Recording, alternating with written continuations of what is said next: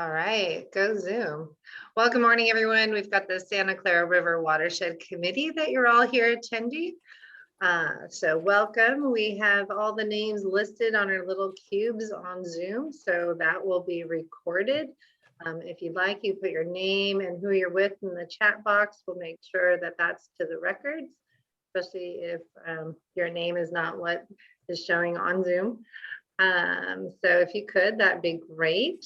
And Laura, is there any other introductions that you wanted to make for today before we move on? No, I guess maybe if there is a pretty long list of attendees, if there's anyone who maybe is new or would like to make a special introduction. Normally when we meet in person, we go completely around the room, but since that takes a lot longer in Zoom, but if there is any, I see a lot of names, some names I don't recognize.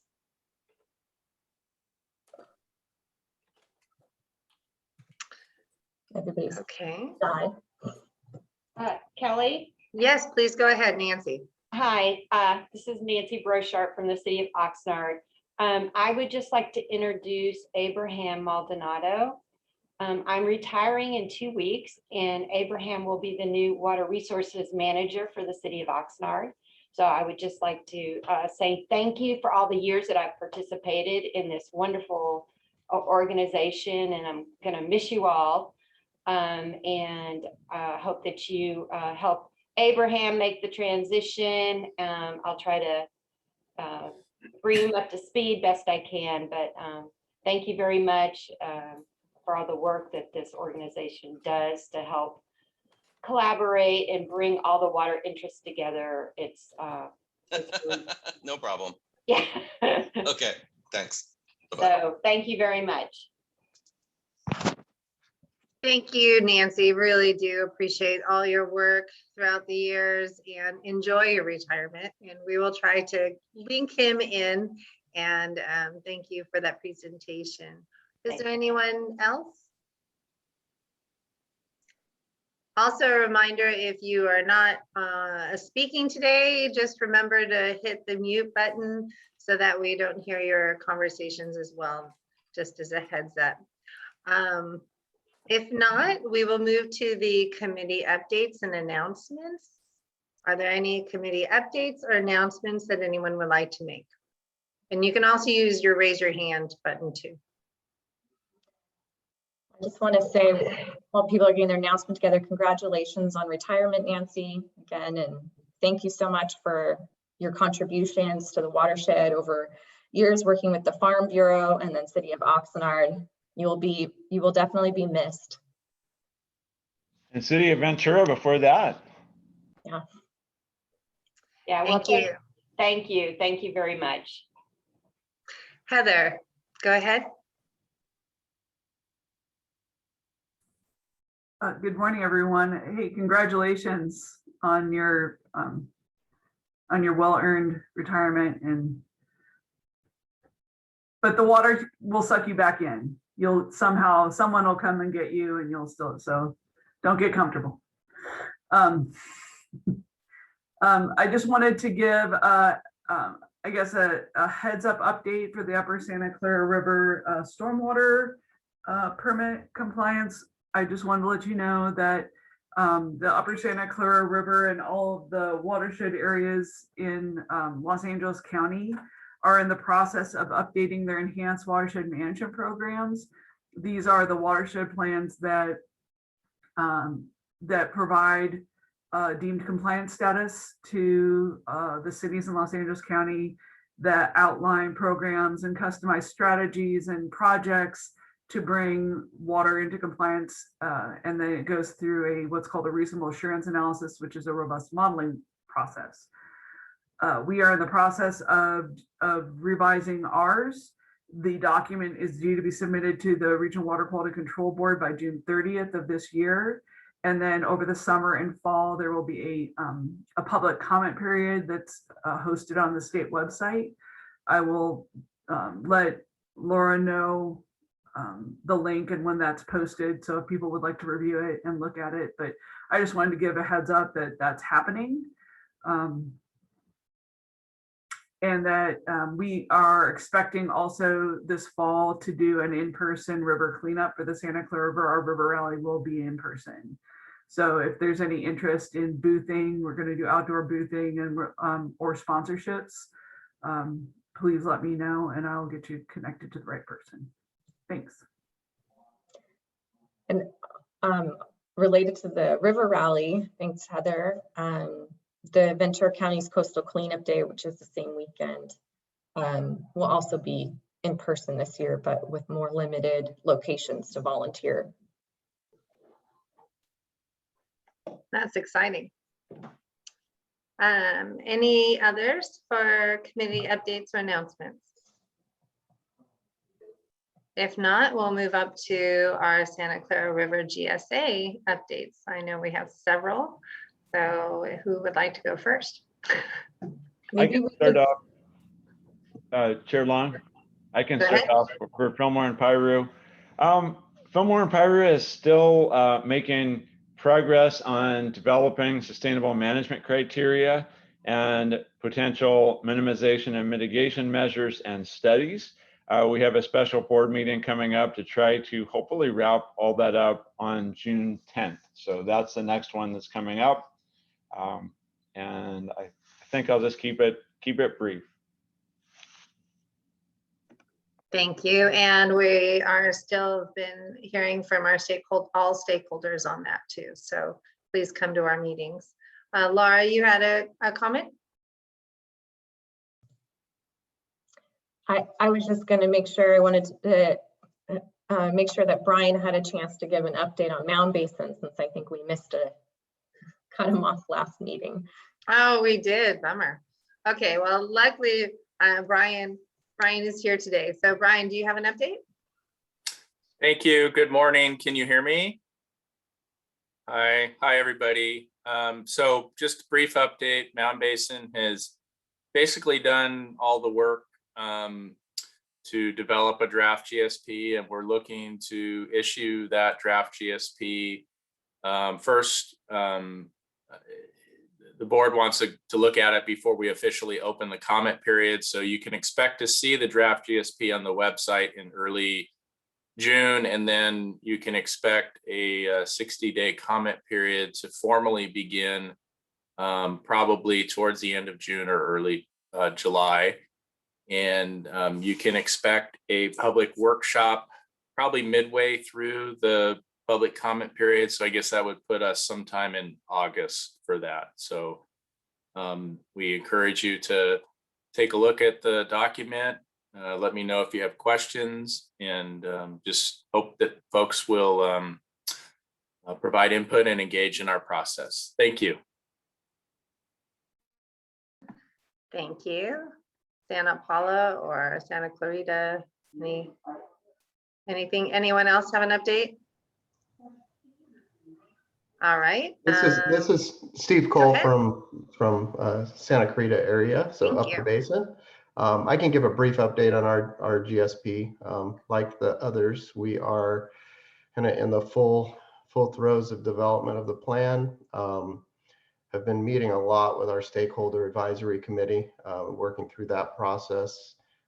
And we're probably a month or two away from a draft plan being released as well. So thank you. Yes, there's a lot of good work going on at these GSAs. It's a lot to just get these reports out, all the data. So thank you to everyone and the stakeholders for really engaging. Anything else on that? If not, we're going to move to our Saticoy stormwater capture project. Sorry.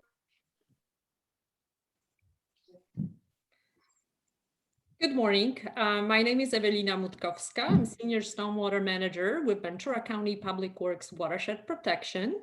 Today with me is Richard Botcher. He's the Stormwater Group Director for HNTB and will be representing California Department of Transportation. He will be my co-presenter. In the audience, we have Caltrans project manager, Joseph Kibi, and he's Caltrans team members too.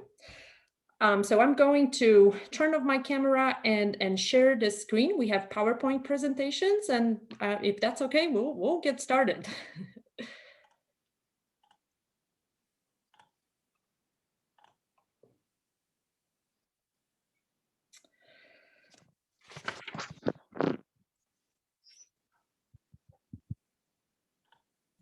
So I would like to start with a little bit of background to remind some of you about our obligations under the Ventura Countywide Municipal Stormwater Permit. For those of you who are not aware, also mention that California Department of Transportation is also subject to National Pollutant Discharge Elimination System, NPDES, permit for municipal stormwater discharges. Then I would like to mention about TMDLs, total maximum daily loads in Santa Clara River. As far as the Saticoy Stormwater Project, Capture Project, Richard will give you an overview of preliminary design, project cost, schedule, and I will finish with discussion on the long-term operations and maintenance of the project.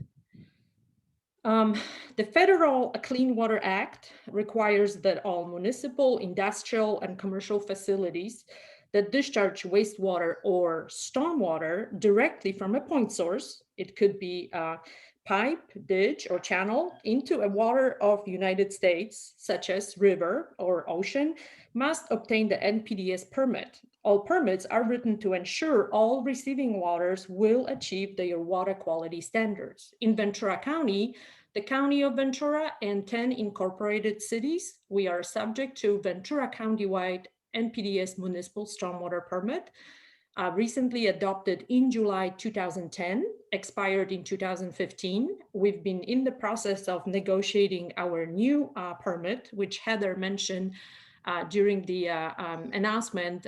We are working on actually a regional stormwater permit. It will include Los Angeles County, cities in Los Angeles County, like city of Santa Clarita, and also Ventura County, and 10 incorporated cities in Ventura County. And we were recently told that the new permit may be adopted even in a couple months or so. There are 7 major programs in our municipal stormwater permit. There are requirements for public information and participation. Our countywide program conducts monitoring and required reporting.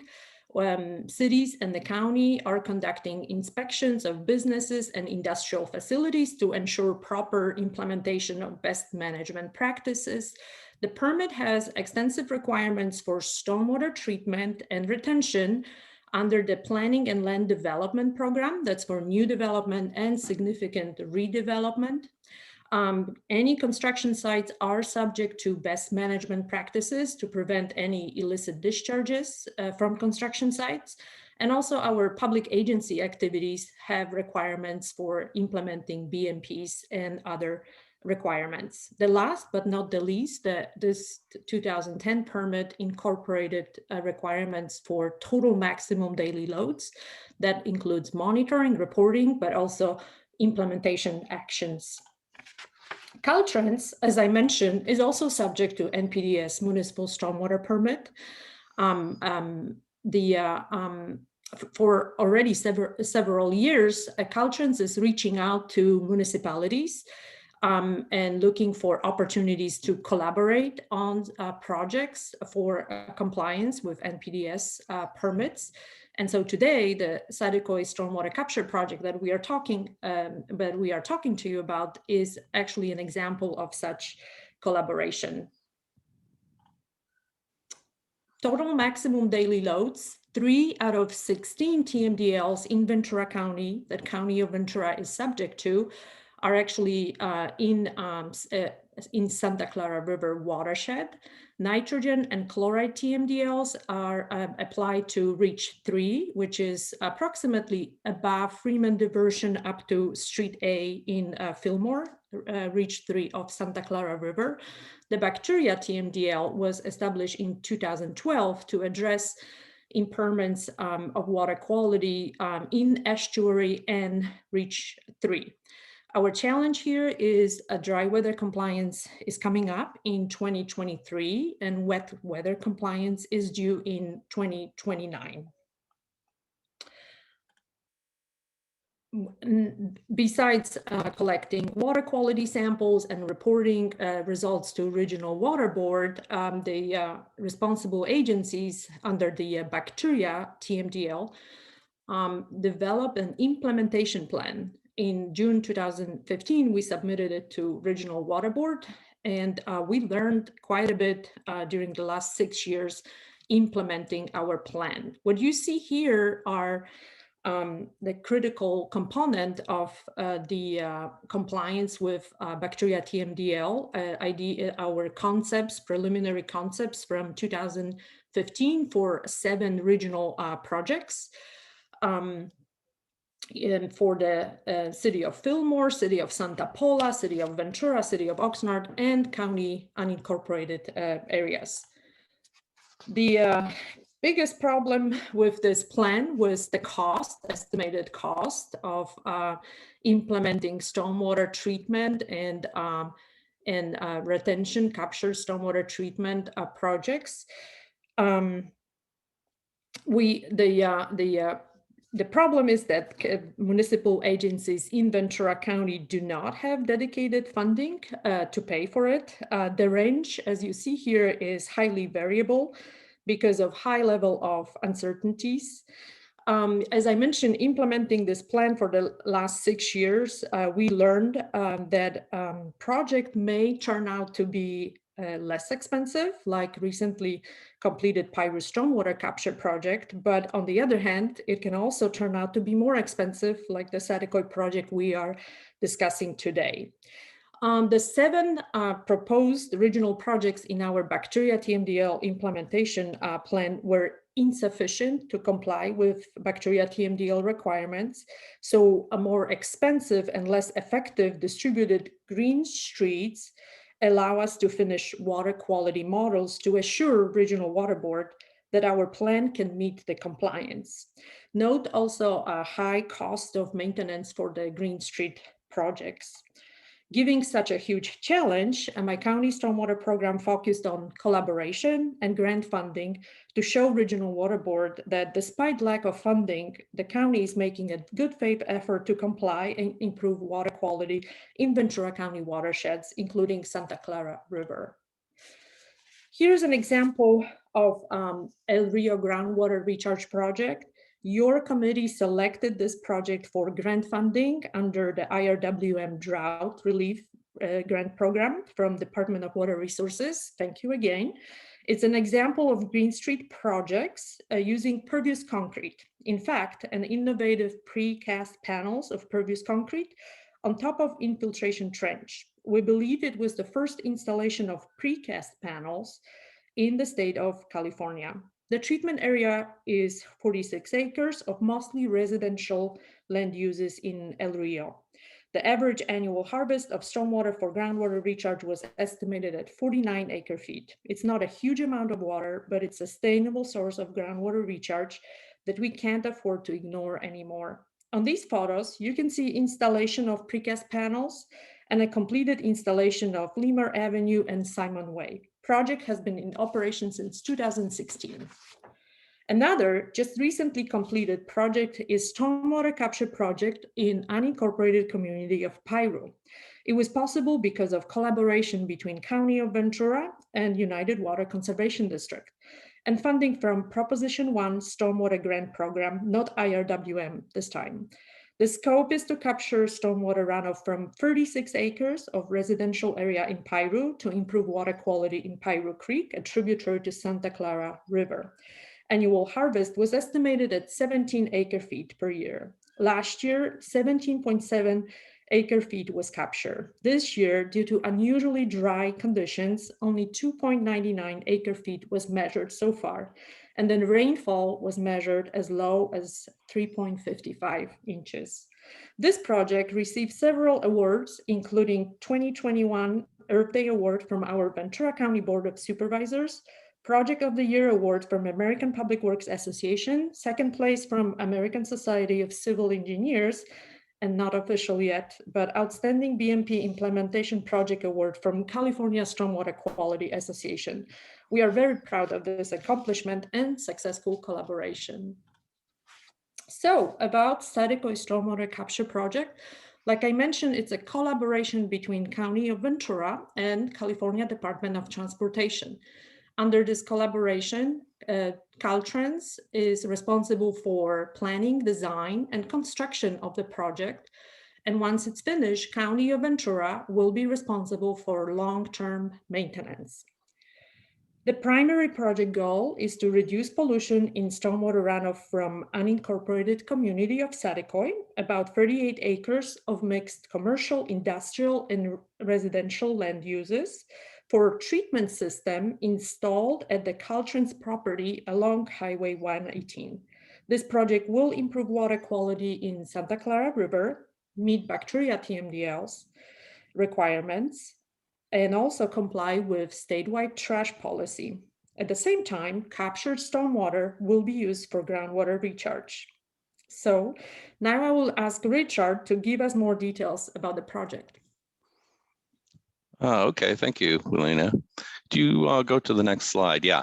Now the project location is, as shown here, along 118 on the northeastern side of the Toho Slope, and it's going to be within Caltrans right-of-way, just north of the Santa Clara River. Could you go to the next slide? Now, as she noted, the drainage area is about 38 acres, shown here in yellow. Mixed use. It accounts for about 30 acres of impervious and 8 acres of pervious. And the outflow goes to a dual 36-inch pipeline that's within Caltrans right-of-way at the end, and it outlets where you see the star right there, and that's going to be where the BMP is located. Actually, it's a treatment train, more or less. So what we'll do is first add a flow splitter to get the low flows split off to be treated and that are carrying whatever contaminants there may be. And the high flows up to the 100-year storm flow will go on over to the Santa Clara River. And all the low flows should be infiltrated in. And as I had mentioned, the high flow goes to a concrete channel that's going to be on top, located on top of the infiltration galleries, whereas the low flows are going to include a BMP treatment train that includes trash removal. I'll get into little sediment basin, and then all of that after that pre-treatment will go into this infiltration gallery. And the design is expected to be complete by March of 2022. And the construction is going to be complete by 2024. So the overall project cost is estimated to be $6 million at this point. You can go to the next slide. So in terms of the flow splitter, I didn't want to keep this really technical, but we are going to have a low flow that we've computed to be about 11 CFS that will be treated. And then the bypass flow for the 100-year storm is approximately 40 CFS, the rest of which that all flows to the river.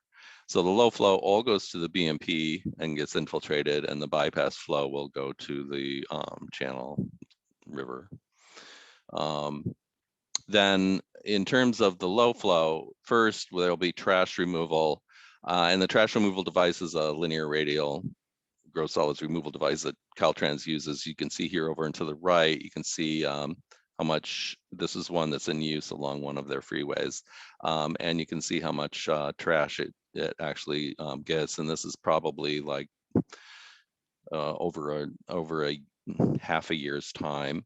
Now the removal rate was calculated based on full trash capture BMP pilot monitoring that Caltrans has done throughout the state. And the 1-year volume is estimated at 28 cubic feet for this particular drainage area. And the proposed device holds approximately 50 cubic feet. So we plan on having plenty of room for that. So the next slide, please. And then for sediment capture, it'll drop down from the gross solids removal device to a sediment basin. That's actually a bit of a vault, but it'll be open on top.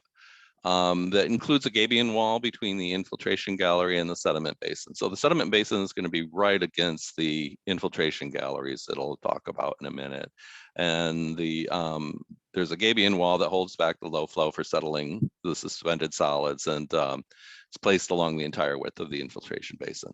So the flow from the sediment basin will eventually weir over the gabions to the infiltration gallery, but it will also seep into the infiltration gallery the low flows that so it doesn't continuously pond, so you won't have vector control issues. Next slide.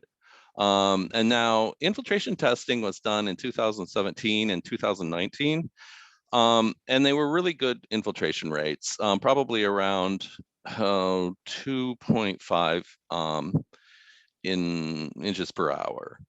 And the gallery includes 4 8-foot wide by 6-foot high by 300 to 400 foot long concrete boxes that are bottomless. I can show you some in a minute, that will be placed north of SR 118 in the Caltrans right of way, and placed under the overflow channel that I had mentioned before.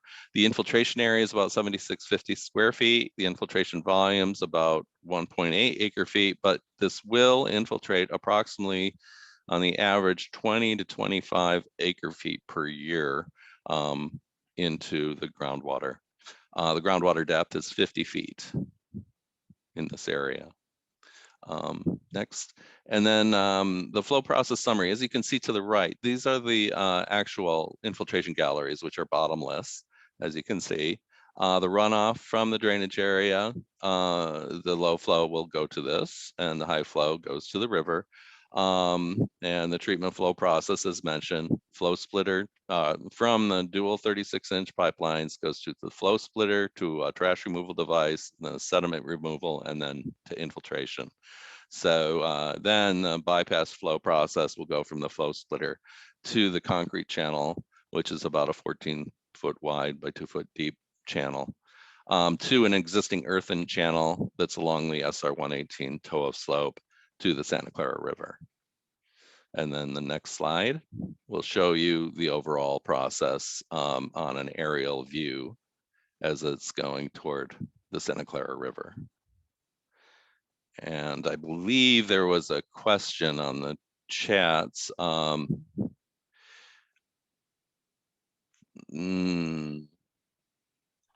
would have to, the question is, why is the area included in the Saticoy drainage plan only for a portion of the unincorporated but improved and occupied Saticoy area?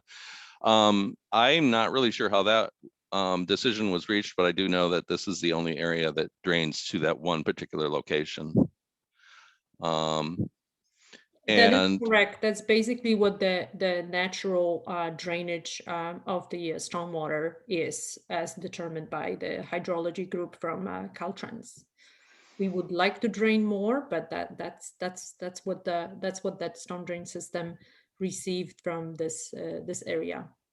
And there was another question as to where do we propose to dispose of the sediment, because the sediment will include some tire dust and some pollutants. And that is another thing that it will be taken out and disposed of accordingly. I would have to leave that to the to others to answer. Good morning, everyone. This is Rebecca from Hydraulics Caltrans. I worked with the watershed area to find this boundary, and I used the LIDAR data that was actually originally given to Ventura County, I think in 2017 or 18, around that time. So I used those data to really find out where the drainage system, where the runoff is going to drain to. That's how I came up with this area. So there was a little bit more. Originally, it was expected. It was about 41 or 41 point some acres. So after I looked at the LiDAR data more carefully, I found out that it would be 38 acre draining to the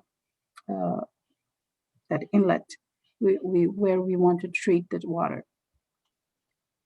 Thank you, Rebecca. The challenge that we have in unincorporated communities in Ventura County is that our storm drain system infrastructure is fairly limited. And I don't know if you can see here, but there's really not much of a storm drain system. It's very small. And so that limits how much water goes into the storm drain system. And then it's fairly flat over here too. So that's how from 41, the drainage actually got reduced after hydrology analysis to 38. And Evelinda is correct on this, that there are very few, very small drainage system, and particularly this area drainage system drains to our Caltrans system. So that's how the area became even like, you know, you would expect that it would drain to a Ventura County system where it will be treated. Instead, it goes to our system. So that is correct. That's how it got, we have a bigger number than expected. Correct. So can I finish the presentation and we will take the rest of the questions? How about that? Okay. That sounds good. So I'm just going to mention here briefly about the county commitment to provide for the long-term operation and maintenance. One thing we would like to be able to measure the effectiveness of the program, similarly to our system flow measuring system at the Piru Stormwater Capture Project. And we will be developing an operation maintenance plans with details. We will be signing an agreement with Caltrans, our project collaborator, but the idea is based on experience from Piru and other stormwater treatment projects of similar size and similar concept is that trash, sediment, debris will be removed at least twice a year before rain season and during the rain season by Ventura County Public Works Agency for the proper disposal. Here's a picture of area velocity flow meters that we installed in Piru in the pipe that leads to treatment, pre-treatment system before the infiltration into Piru spreading grounds and installation of the equipment. And this is an example of a nice flow monitoring chart from a previous wet season. So that's our hope for this stormwater, Saticoy stormwater capture project, that we can do a similar system for measuring the effectiveness of the project. And that will end our presentation.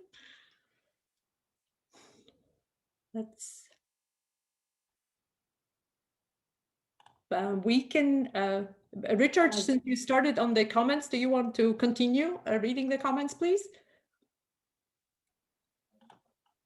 Laura, can you do that? I can, yeah, I can read them out. Thank you.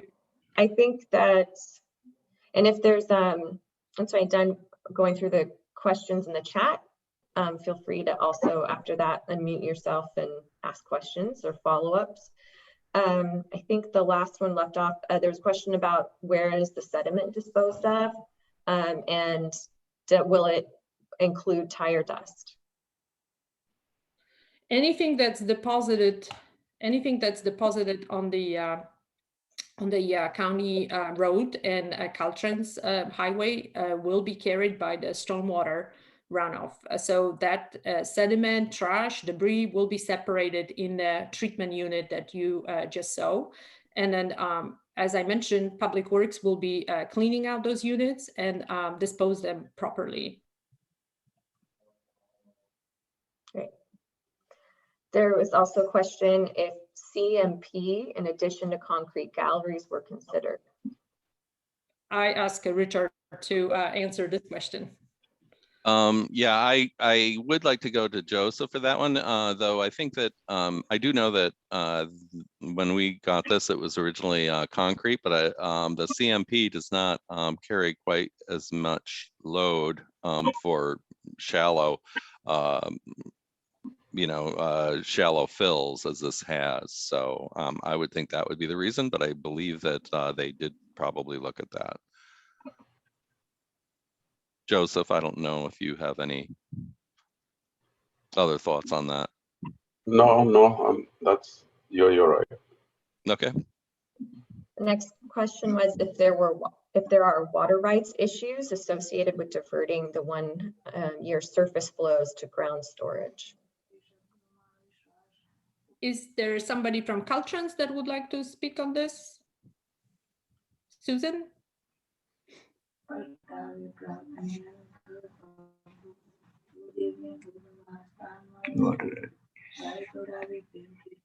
think we're having trouble hearing you. Sorry, what was the question? I missed the question. If there are water rights issues associated with diverting the 1 year surface flows to. Oh, yes. Okay, so I did hear it correctly. That's actually outside of my scope of work.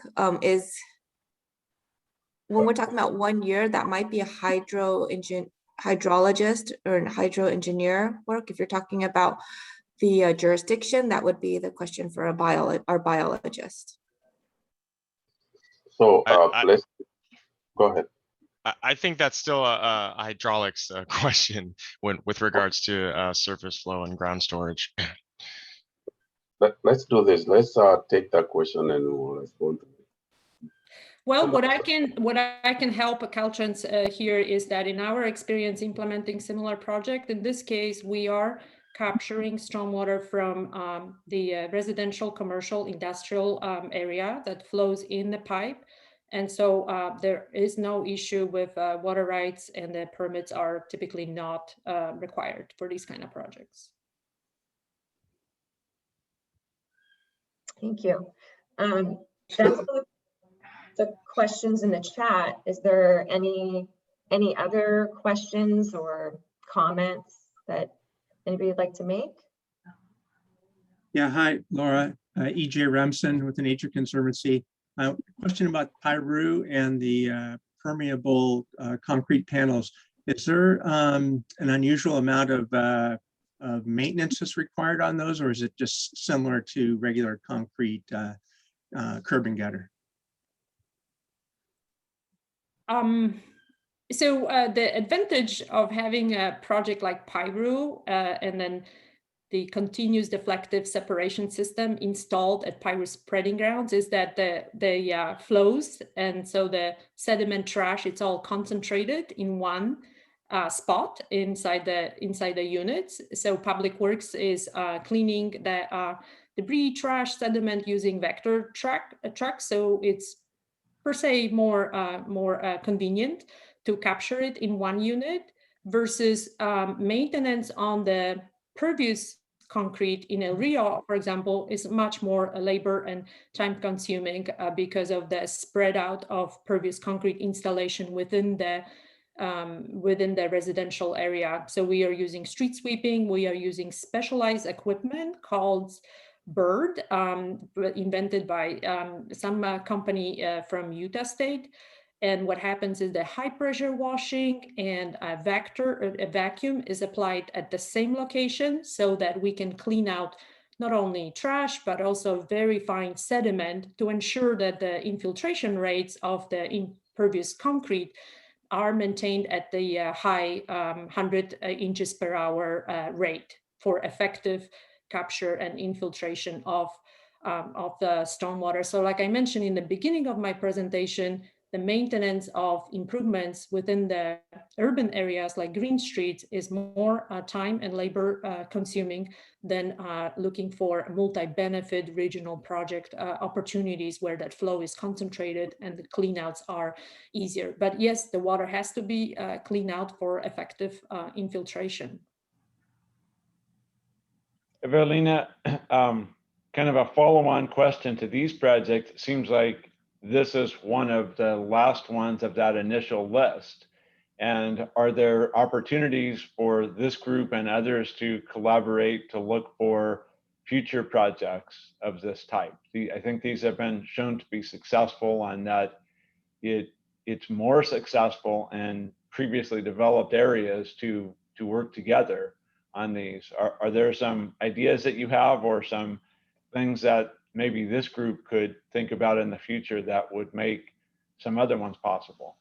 I always have a lot of ideas. So definitely collaboration, like I mentioned, with the difficult financial situation is the highest priority to move forward on improving water quality in our watersheds. And so, as you know, Tony, we're working on developing another concept to divert water from Central Avenue drain for infiltration at the Faro Basin. The drainage area is different. There are other stakeholders that at this time are not necessarily compelled to participate. So that idea is currently on the shelf, but still, good opportunity. And we hope to go back to the drawing board and develop more detailed concepts, apply maybe for grant funding, and invite Caltrans to help us out implement this project, since Caltrans is so willing to work with municipalities. But definitely, we just completed an additional effort, county-wide program, cities and the County Watershed Protection District, to look for additional opportunities in Ventura County. And once our new permit gets adopted and effective, we will be developing watershed management plans where we will focus on defining and making a list of these type of opportunities for looking for our collaborators. So I think there's a lot of work ahead of us, and I'm looking forward to working with everyone interested and invested in this type of water quality improvement. Thank you. There was another question actually regarding the Piru project earlier, about whether the Piru stormwater capture project shared, I think, costs with the developers of new homes in Piru, is I think the question.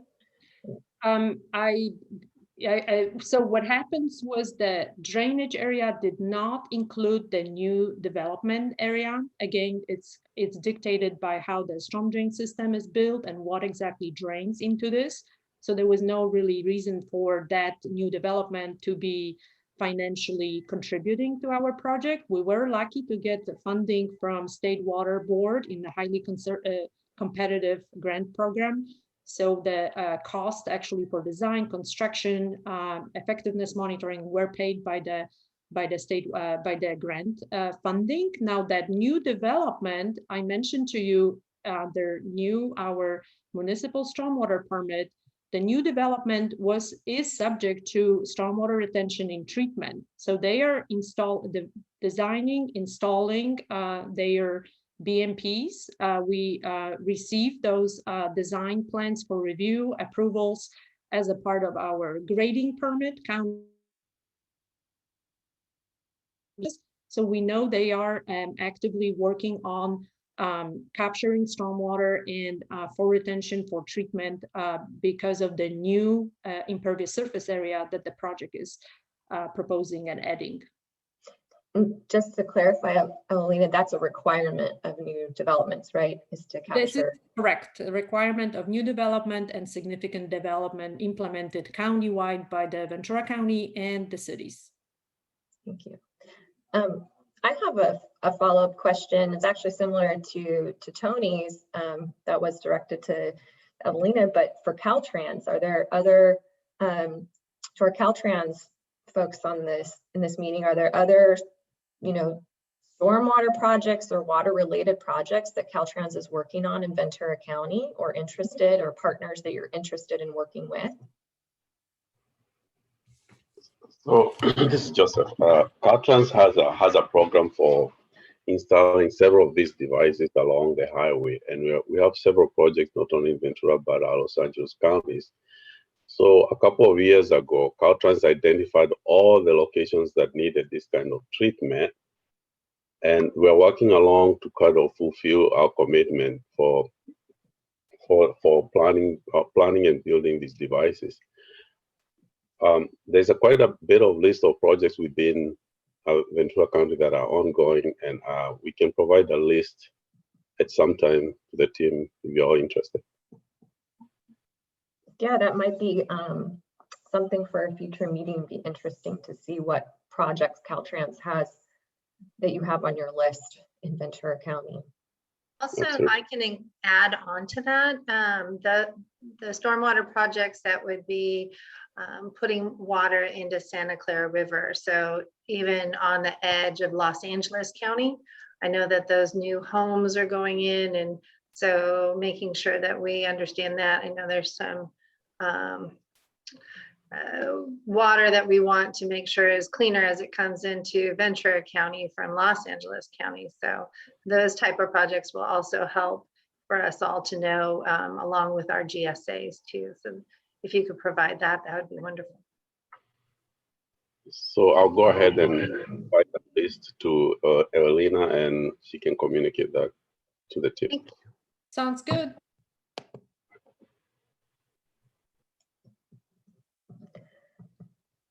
Are there any other additional questions? As I don't see any raised hands, I saw the questions in the chats. Laura, thank you for reading all those and facilitating it.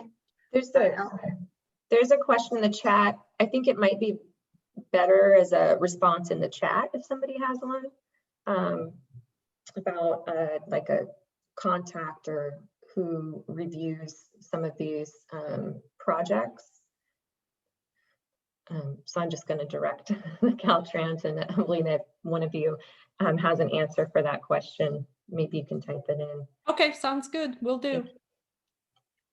Okay, thank you. Great presentation. I know we will be having this project come back to us as we are moving forward. So thank you for keeping us up to date, Laura. Thank you for putting this on the agenda for today. All right, so we are moving on. We're well on time.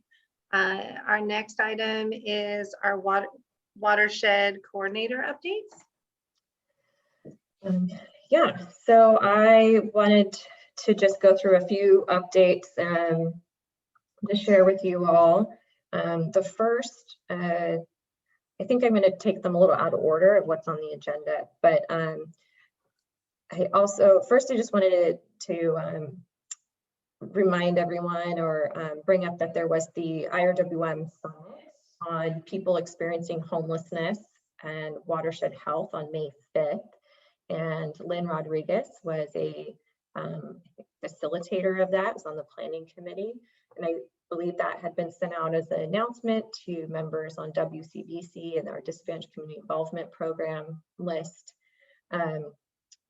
So if you hadn't had the opportunity to attend that, and if you're interested, and there is a recording of that, so please let me know or Lynn know, and we can forward you the information for the recording of that. I know a number of people from Ventura County participated. It was kind of across Ventura County and Santa Barbara County Central Coast focused. And I just thought this would be an opportunity if anybody wanted to share any comments on that workshop, those that had attended, or any takeaways that you wanted to bring back to the Watershed Committee. This would be an opportunity to do that. But I know a number of you attended, so that was great to see that on the attendance list. I just would like to say thank you so much. That was really a very informative summit in regards to homelessness and water quality. Making sure with the partners of Caltrans who has been on with trash bags for cities to be able to use to clean up some of it. Tara Caruth from our homeless, our continuum of care spoke, and she did a great presentation as well. Lynn Rodriguez, thank you so much. Great information shared. I got a lot out of it, so thank you. Great. I also wanted to, oh, Lynn, did you want to say something? Well, I just maybe wanted to provide just an overall comment about the event, which was attended by, I think, 250 people from around the state, although it was supposed to, kind of focused on Central Coast and Ventura County. It was a very action-packed day with a lot of speakers. And if you have any interest at all in this subject, I highly recommend you watch the recording. Some of the presentations were extremely informative. And basically the takeaway is there's so much work to be done. This is an enormous challenge in all of the areas that face these concerns. And for the needs of the unsheltered folks that are living in camps along the watersheds, for the environment and the water quality in those areas, and for the communities, and for the folks that are actually experiencing these challenges. So it's a giant challenge for all of us, but the only way we're going to get through it is to work together. And one of the things that was great was we had some elected officials and some state representatives on talking about the role that they know they need to play in helping address these issues, to bolster the work of people in the communities who actually are the ones that do the cleanup and work with the homeless community members, and try to address these challenges with a very limited amount of funding. So we just really need to keep working on this. We just had a meeting yesterday with the planning committee to talk about the survey results from the event and to see what our next step should be. So if you registered for or attended the event, you'll receive a follow-up email from Jane Gray at DUDEC, who kind of hosted the event. She's also on the Central Coast Regional Water Quality Control Board. So you'll be receiving some further information, which Laura and I can put out to our groups, so that you can kind of stay apprised of what the next steps are, including monitoring and tracking funding that comes out from the state budget and from grant sources, so that we can find the funds we need to address these issues in our communities. So thank you. Thanks, Lynn. So another update I want to share is about the invasive weed task force. As you know, that group, kind of a subgroup of this watershed committee, has been meeting more frequently over this last about a year or so. And with the help of Coastal Quest, Lily Verdone at Coastal Quest, who has recently started joining efforts with the invasive weed task force, we've been able to pull together a kind of outline of what it is the task force would really like to achieve in some of the gaps that we're missing in really accomplishing our watershed-wide Arundo-free, Arundo removal efforts, and how we can better coordinate and what programs we want to initiate moving forward. And through those conversations, so we have an outline, and I can share that too, even I have it up here in front of me. But through those efforts, we have been really it's been really great. We've been honing in on what we want to do, what we need to do to really make some significant steps towards Arundo removal in the watershed and more coordinated effort, building off of all of the really great work that has been done by many of the task force members and stakeholders of this watershed committee. Some of the key things that we want to work towards is more of a governance structure for the watershed, for the task force. Also coordinating permits for both lower and upper watershed, and private landowner outreach is a significant piece of the puzzle that we need to work on, and developing a work crew as well, like a strike force work crew that can be nimble and ready, available to address Arundo post-fire or post-flooding when available, and also maybe working on some of that private landowner removal projects when available. So this is just an outline of something we've been working on, and I just wanted to share this as an update. And we've been taking this outline that we've been developing and looking at grant opportunities to apply for. So we first were looking at an OPC grant, but decided to pivot away from that one based on constraints of the geographic area for that grant application. And so we recently applied for a CAL FIRE grant. So specifying, kind of directing the effort towards how a run removal builds fire resiliency in the Santa Clara River watershed. But we will be looking at more grants coming up, like the WCB grant, I think this next month. And so I'm just sharing this with you all because the Santa Clara River Watershed Committee supplied letter of support for this CAL FIRE grant application, and I'm sure we'll be reaching out again to our co-chairs for supplying letter of support for future grant applications that are serving this need. And I also wanted to take this opportunity, I know Steve Cole is on the call, or Bruce Orr, and share with you that SCV Water has been very gracious in helping with the invasive weed task force and has started some initiatives, and so we're coordinating.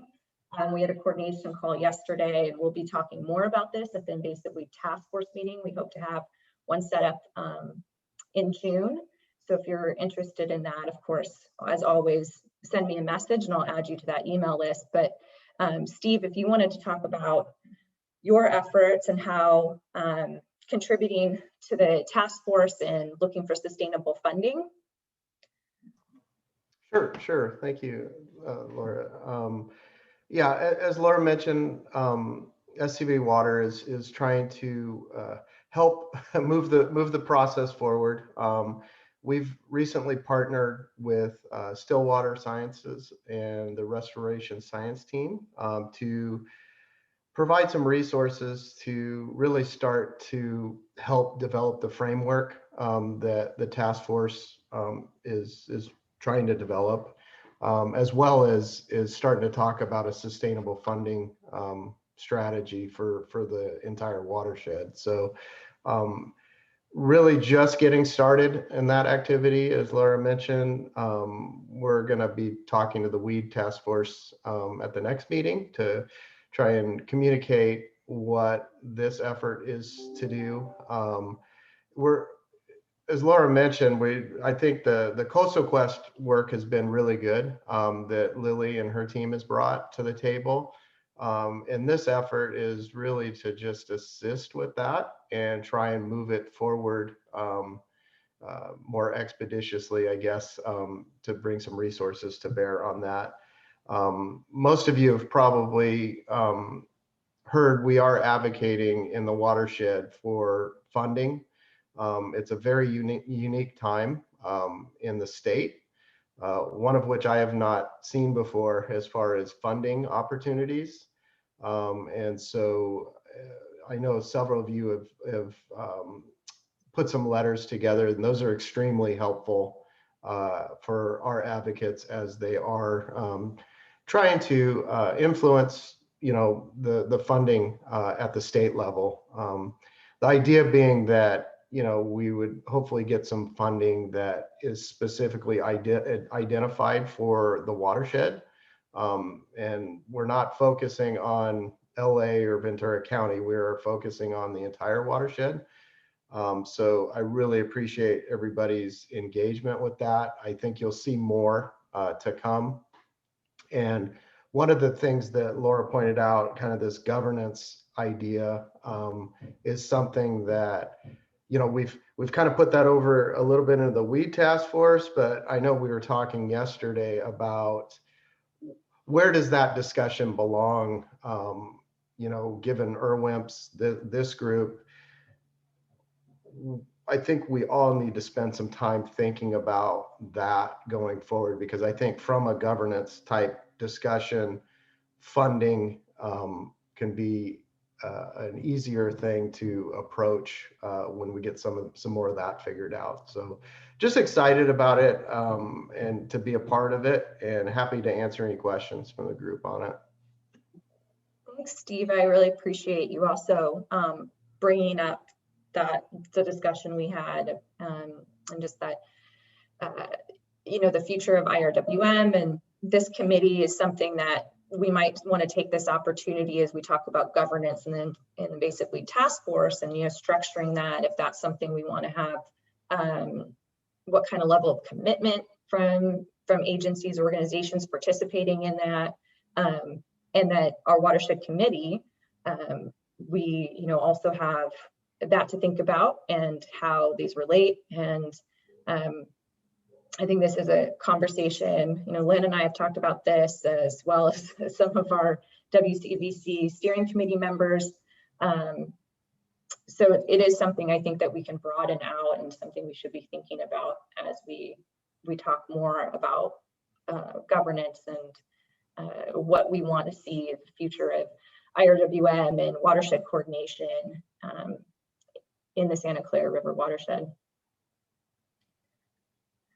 And you also, do you want to also mention that Bruce Orr, I know, is here and with Stillwater Science, so we might be hearing from him, is that they have been engaged in this process as well for some of the advocacy work you're doing at the state level for funding. Yeah, sure. Bruce, I don't know if you want to talk to that or. Sure, I can just say a few words. Yes, Stillwater, like most of you on this call, has been involved in watershed for, we've been in here for 16, 17 years now. And, from the beginning, Arundo has been a huge issue of concern. So it's really exciting to see, more momentum going right now and picking up all the things that have been discussed over that last almost 20-year period now, including the Arundo strategic plan we did that was more focused on the Lower River Parkway parcels for the Coastal Conservancy. That was 10 years ago now. So I know that, the task force has been, trying to build on that and other framework and work that's been done. So I think at this point, as we've already discussed, there'll be, a lot more coordination, and part of the challenge right now is trying to, with SCVWA's initial funding, sort of treat that as seed funding, look at the task force framework and try to figure out, where are the biggest gaps that need to be pushed forward fastest to take advantage of this sort of unique funding opportunity. So that's what we're going to be trying to focus on the next few weeks, and work with Laura, Lily, and others to figure out just, how can we best, focus our resources to complement all this larger effort and build on everything that's been done previously. And we're also looking to, other watersheds like Santa Ana and LA River, where there have been other Arundo efforts, and trying to make sure we're really aware of the lessons learned and doing our best to build that momentum and build this framework. As Steve was saying, we all know this, it's a huge amount of money that's needed to really get a handle on Arundo throughout the watershed, and it's going to be a long-term commitment. So how do we do that? How do we build a sustainable funding base, as well as go after these unique sort of funding opportunities that are arising right now? So I'm happy to answer questions, but I think if there aren't any, I'm definitely looking forward over the next month or two to be interacting with a lot more of you on this topic. Thanks, Bruce. Are there any questions about the Arundo Free Task Force and efforts, or the CAL FIRE grant? I know that I just wanted to bring this to light too with all of you in a larger group setting, because I know we have been asking for letters of support, and we'll probably be continuing to do that. And there's been a lot of short turnaround. So, we apologize as much as we can for that, but a lot of it's out of our control lately with this money coming available very quickly. But as we've been moving along, I think we're getting more and more prepared for future grant opportunities. So we've done a lot of the groundwork already. So thank you for those that are participating. Heather here, and also Ventura County Resource Conservation District has been a big help. They are listed as the lead on the CAL FIRE grant, as the recipient of that. So I've had a lot of participation from Santa Clara River Conservancy and Nature Conservancy as well. Laura, it looks like there's a hand raised. I see that. I'm going to take a question. Kendall? Hello, everybody. My name is Kendall Lucine. Kenny or Kendall is fine. I am the Community Planning Liaison Officer with Naval Base Ventura County. And just wanted to bring to everyone on this meeting today that the Department of Defense Office of Local Defense Community Cooperation, or old CC. They were previously known as the Office of Economic Adjustment. They issued a federal funding opportunity that I think could help benefit a lot of the type of projects that were being discussed today regarding the Santa Clara River watershed. The federal funding opportunity, or FFO, is this is the second year that the old CC is participating in the 2021 Defense Community Infrastructure Program. They issued it last week. This is this type of program, or DSIP, is designed to address deficiencies in community infrastructure, supportive of a military installation, has a very short turnaround for when proposals are due. It's predominantly focused on construction-ready projects or able to turn dirt in 12 months from the time of award. So the DSIP program is for also enhancement of military value, enhancement of military installation resilience, community resilience, as well as enhancement or improvement in support of military family and community family quality of life. I could send the DSIP program FFO if folks are interested. There's also an upcoming workshop for the pre-proposal application on June 2nd. Thank you. Could you put, maybe is there like a website, a link to that in the chat?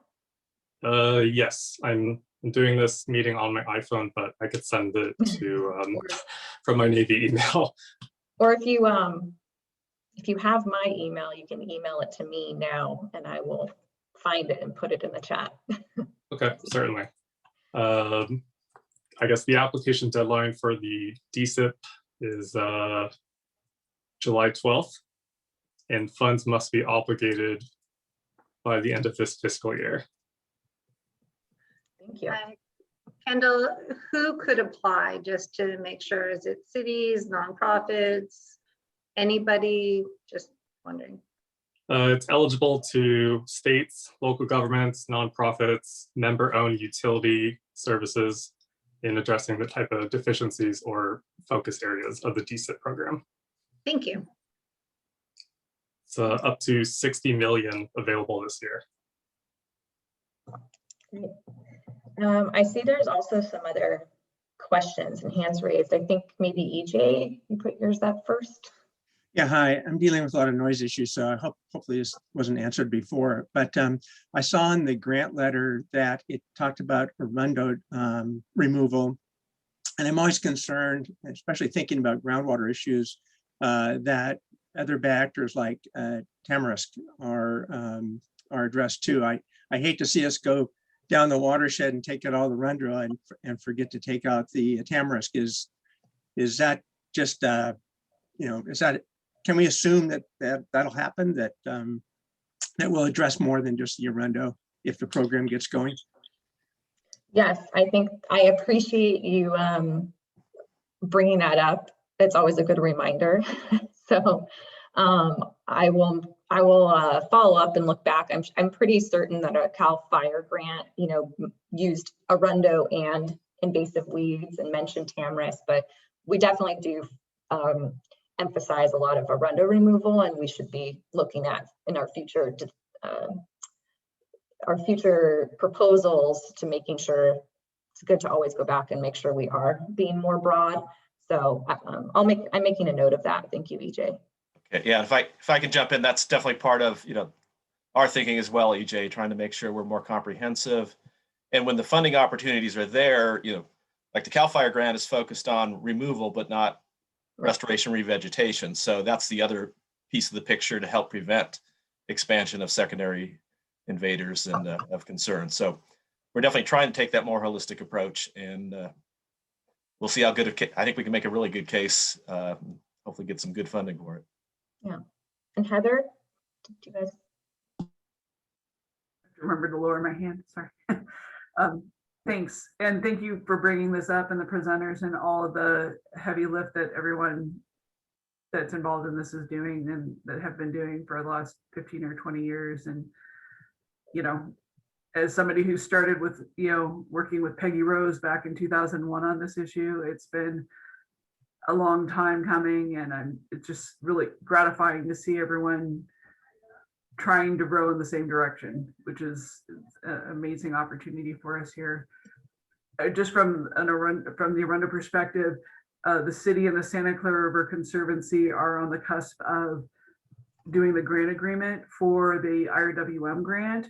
We received about $400,000 in the last round of IRWM in the Upper Santa Clara to do this, the prioritization study that's being worked on with Bruce and the Santa Clara Valley Water Agency as part of that. And as a, I don't know, I guess the bummer part of it is that we already last week had our first huge Arundel fire in the river up here in the Santa Clara. There was an acre that was burned. It was right next to an elementary school and housing. The lack of removal last year really expanded the material with water, and now we don't have very much water in the river, and so now it's drying out. So I would suspect that this, you know, I guess just if you are a land manager or a landowner who experiences a riverbed fire, please get out there post-fire when it's safe, document, look at the, you know, document the area, provide that to Laura and Bruce, and, you know, get that information out there, post it on your LinkedIn account or your Facebook account with your people, and let people know that this happens all the time and it's very dangerous. I think that's one of the biggest things that we don't let people know. We just had an email from our community about that fire, and they were like, why aren't you as a city clearing out all the vegetation in the river, right? Like that was the, you know, there's all this brush, you just need to clear it all, and that's how you're going to stop the fire. And we were able to have a, you know, a good response saying, you know what, this, you know, fires are really scary, but this is the reason why this burned, is this horrible plant. And we are working to try to solve this, but it's a multi-million-dollar problem. And we're in there, we are aware. And that was something that made that person feel like, wow, you guys are really on this, and I'm really glad to know that information. You know, so I think information is power, and it seems silly, and maybe it just seems, you know, like I'm out there in my dress hopping fences trying to hike down in the river because I wasn't ready to do it that day, taking pictures of everything. But it's a really important part of this is, you know, the only pictures that we have of it on fire is because, you know, the newspapers take pictures of it, you know, from the 126. And this is an important, you know, imagery is power. So please try to document what you can. Thanks, Heather. And one thing I'm really excited about is with this, you know, hopefully we're successful with the CAL FIRE grant. We also have the IRWM funding is, you know, it's a goal of the task force members to develop more of a public facing, very user-friendly kind of website. And so really have high expectations and excited to see that come together in the future. And I think that's going to really help us tell the story of invasive weeds in the watershed and all of the impacts that has on, you know, water quality, groundwater recharge, all of that. So I think that's going to be a really important tool moving forward for both funding and landowner outreach and just public awareness. Can I just jump in and say that seems like a great opportunity, Heather, and everybody else that has, you know, lands that they're trying to protect and manage. And aren't there an army of drone pilots out there that could be harnessed to come around and fly their drones over some of those properties right after and post it on a public website or something? I don't know. I know there's a lot of there can be some restrictions on flying drones over private property, and posting imagery. But at the county watershed protection, we're fortunate. We actually have a few trained and certified drone pilots at watershed protection, and so there's an opportunity potentially there. And they've flown over some of our projects and facilities and put together some great videos. So that's something we can follow up on. I'm sure they know the regulations. Yeah, I think we do have drone. Generally we've done it with our communications group when projects are in construction. They kind of come up and do the dramatic, construction site, fly in, some of those things. But I could ask. That's a good idea. Yeah. Okay, so I'm going to move on if there aren't any other comments or questions about the invasive weed task force. We have the next meeting anticipated for July 22nd. And that meeting will continue to be virtual. So I just wanted to let everybody know. Moving forward beyond that, I think there's going to end up being, that's something we need to have more of a conversation with the co-chairs and obviously United Water Conservation District, who normally hosts us at their office. So there might be options for in-person meetings. I know I've heard from a number of you and stakeholders that there's an interest in offering hybrid virtual and in-person meetings. Because as we've seen with a lot of these virtual meetings, we have an increased participation, and folks from outside of, that aren't as close locally are still able to participate. And that's something that's desired moving forward. So I just want to let you know that we're working on that. But for the time being, continue to meet virtual probably for at least our July meeting and possibly the following one in August. We also already have some items lined up for the July meeting, but this relates kind of to the other item on this list about drought. There's also a need, I think, we've been talking, Lynn and I, about, I think there's a need to start discussing priority projects more for being, we want to really be ready for some of the funding that we expect to come out of the drought package. So we might be looking at potentially a July meeting of having a lot more discussion about projects and prioritizing them and as a watershed. So I just wanted to kind of give a preview, tee that up. And we're still kind of figuring out what to do for that meeting. And if that's, I know there's WCBC general membership meeting coming up as well. And speaking of the drought, I also wanted to share a interesting fact. We haven't talked, I think, at a watershed committee meeting recently about the fact that we are in a pretty severe, obvious drought in California.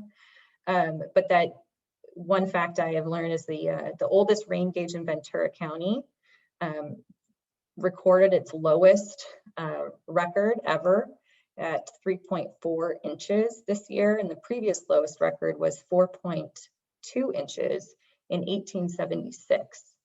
So if that tells you anything,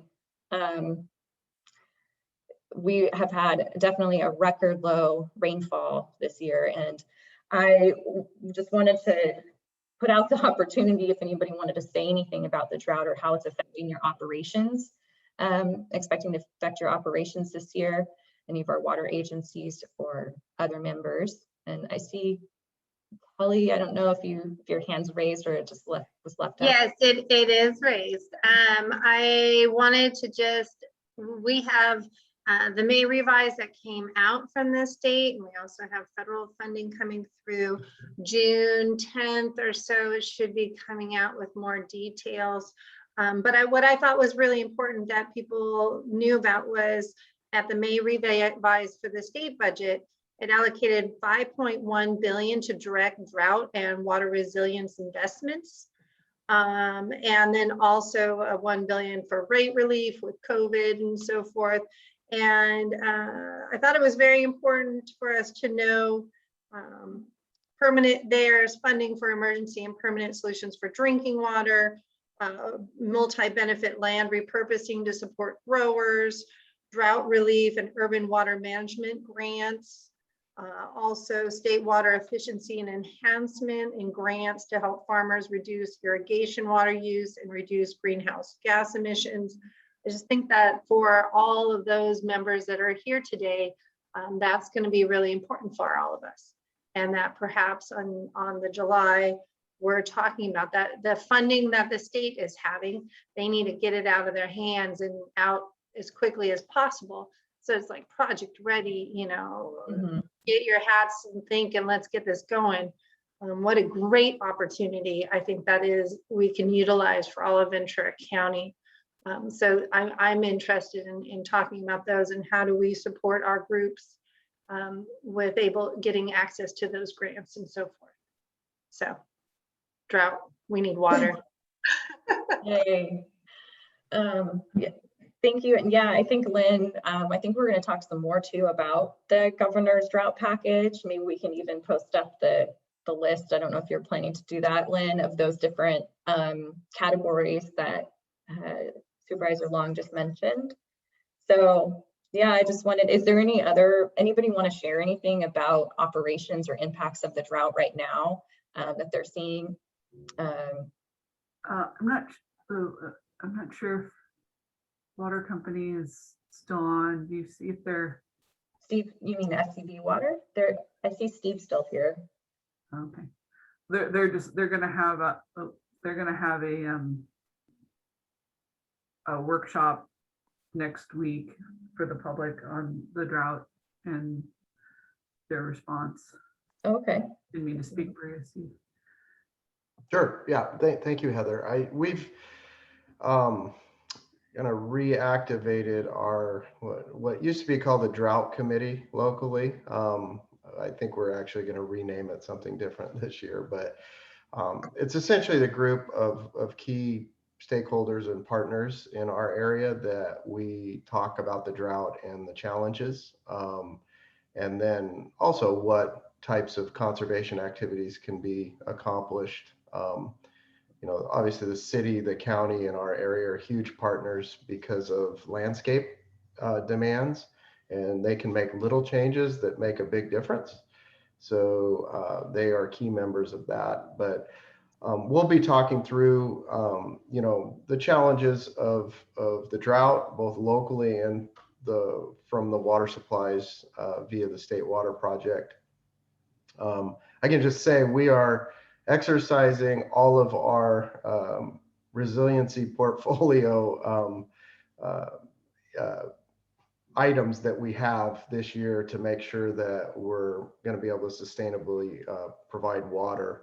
A lot of that has to do with groundwater banking activities that our area has invested in over the last several decades. Those supplies are coming in very needed at this point in time. So a lot going on with that. I do think that the state is struggling with drought messaging right now. The governor specifically is struggling with it.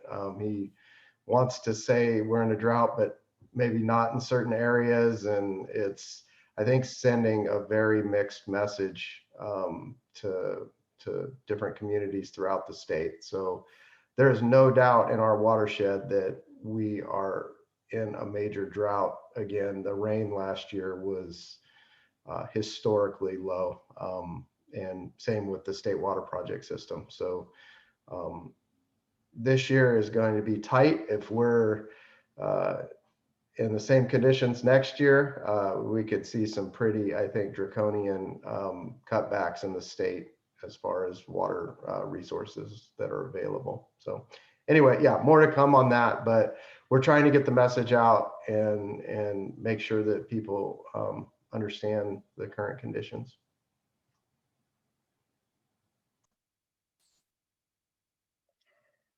Okay, before I hand it over, I know Lynn, I think I wanted to also, just one last thing, I wanted to point out and congratulate United on a great article in Aqua on United's energy conservation. And so I'm just going to put that article in the chat if you haven't seen it. I think it came out yesterday or recently. Yeah, yesterday, 2 days ago. So it's a interesting read and some great work that United's been doing on energy conservation. And that's all I wanted to share. So, Lynn, if you wanted to start off on talking, I know, about the governor's portfolio. And yes, I'm having trouble with my split screen and my screen share, so I don't know where to look. Well, you were successful at one point there. I saw it. Sorry. Anyway, yes, well, that was a good conversation about the drought, and that's a definite tee up to the items that we wanted to cover next. So for those of you on the group that are new, I'm Lynn Rodriguez with the Watersheds Coalition, and I work closely with Laura and the coordinators for the other two watersheds on all of our different activities related to IRWM and watershed management. So just a quick, I guess we don't really need to say anything more about the CAL FIRE grants, am I right? No, I think just the one thing is that was one of those early, it was SB 85, right? An early action fire resilience, the forest health grants. And so we did get an application in for that related to kind of a rundle removal. But just a reminder that that's how quickly some of the money's coming out. So I think that's why we put it on the list, is just to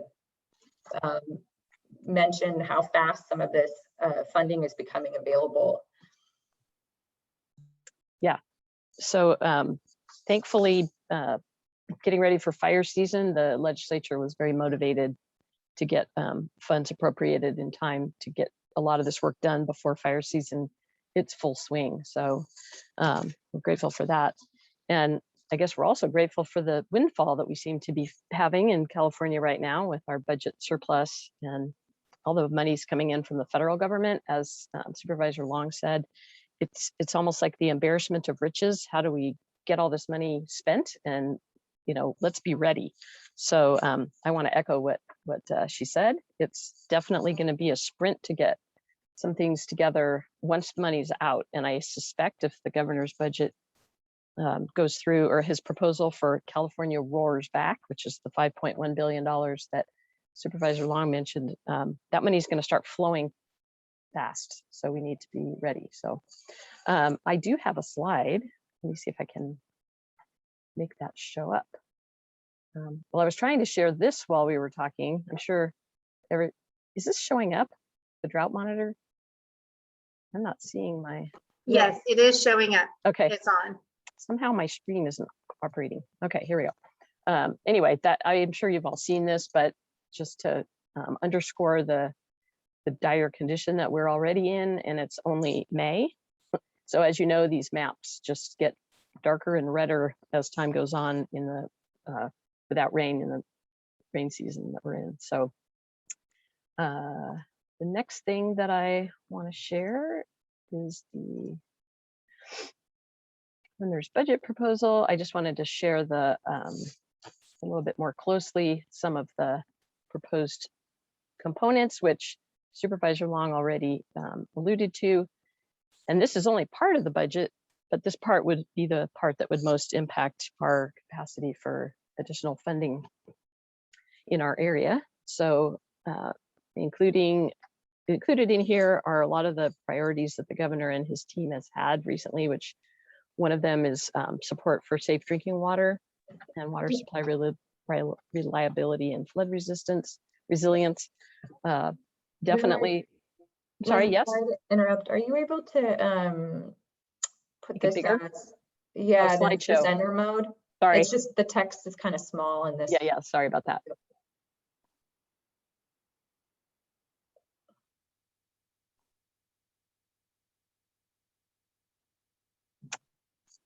Okay. I can go. Are you seeing that okay? The screen? That didn't help, did it?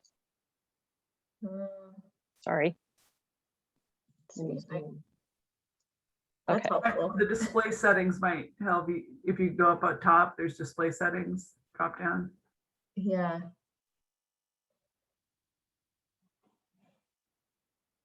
Oh, never mind. Did that help? Oh, yeah. Okay. Thank Go you. back. I'm skipping Okay, here's the first slide. Sorry about that. Okay, so you can see there's a lot of money in there for safe drinking water and infrastructure, wastewater infrastructure, $1.3 billion, especially for the small and disadvantaged communities. And we are working closely on that end with our Prop 1 DACI grant. So we're kind of well positioned as we go into the next phase, which I'll talk about in a little bit, for working with especially our smaller communities in the county, the mutual water companies and such. So there's funding for groundwater, $300 million for Sigma implementation, which is, I'm sure, good news for all of you that are working on your GSPs and considering, moving ahead with projects. And then 200 million for conveyance, which would probably indirectly benefit us.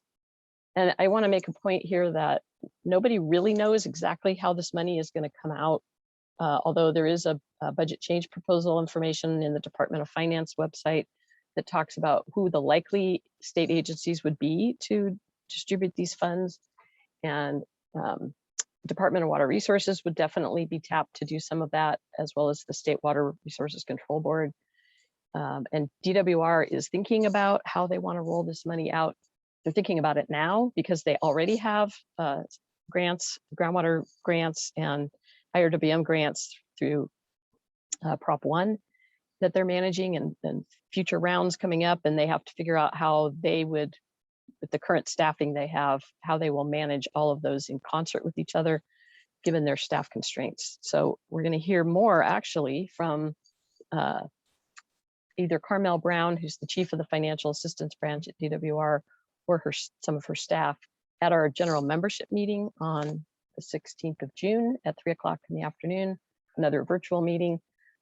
So we will have some much more up-to-the-minute updates about all of this at that meeting. So stay tuned for that. I'm going to go on to the next. I think I'm going to go on to the next slide.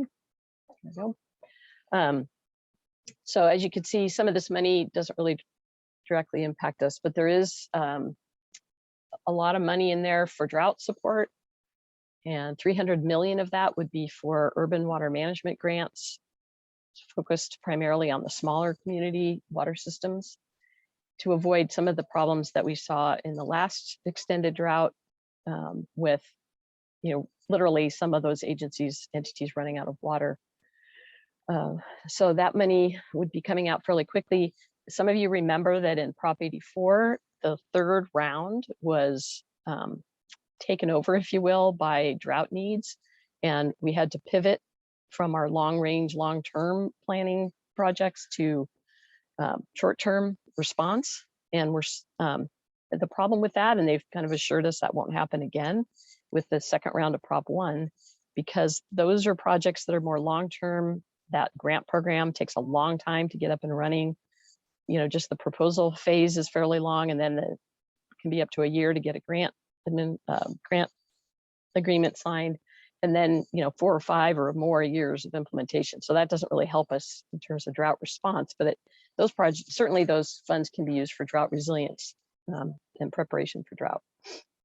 As Laura said, we should be thinking about what are the kinds of projects we might want to implement or might want to earmark for this drought relief funding when it comes out. And I believe that money will go out through DWR. There's also some funding for nature-based solutions, which is another high priority in this governor's administration, and various kinds of water resilience projects. And I'm very proud of our region we already have some projects like this, but we could certainly do a lot more. So you can see the funds there for ecosystem, for wildlife passage and fish, for habitat restoration and other multi-benefit projects.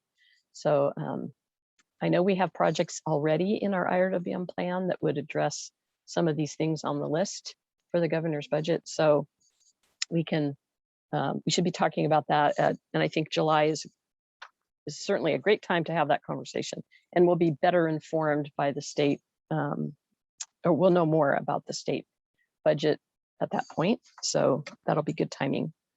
But think about it now. Think about the projects that you have that you already have submitted or that you might want to submit to be considered for any of these funds. I don't know if any of these funds are going to be allowed to be or required to be run through the IRWM program. They're still trying to figure out how they would do it. There's some challenges with that. Even if it's a separate grant, our process is, collecting projects and coming up with a suite of projects and submitting a single application. I'm not sure that that would be quick enough for this funding under the budget. So we'll see.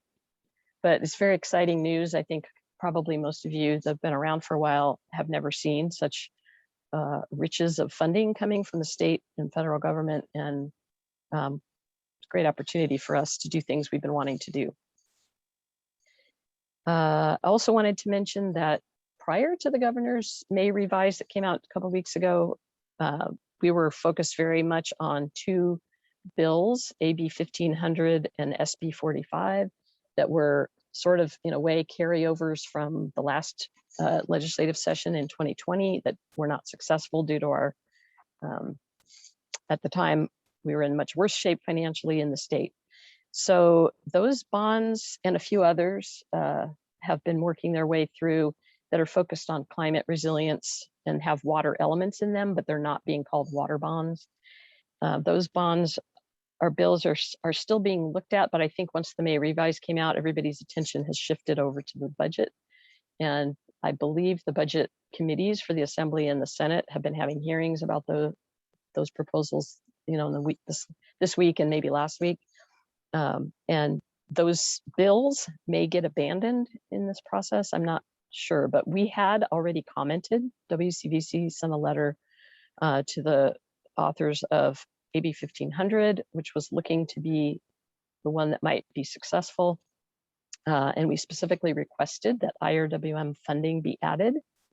Unfortunately, well, not unfortunately, we don't know yet if that will happen. And a lot of the rest of us across the state, other IRWM regions, have similarly been sending that comment in on the various bills that have enough funding in them that would be able to accommodate funding for IRWM. We were requesting an amount comparable to what's in Prop 1, which is 500 million. It's actually 510 million. And so we have yet to see, what's going to happen with that. But we also, because the state budget through the May revise came along, we pivoted and sent a letter to the budget committee chairs regarding the $5.1 billion fund and asked for IRWM funds to be included in that. So, and remember, the budget, it's great. Somebody referred to it the other day in a meeting I was in as the difference between a debit card and a credit card.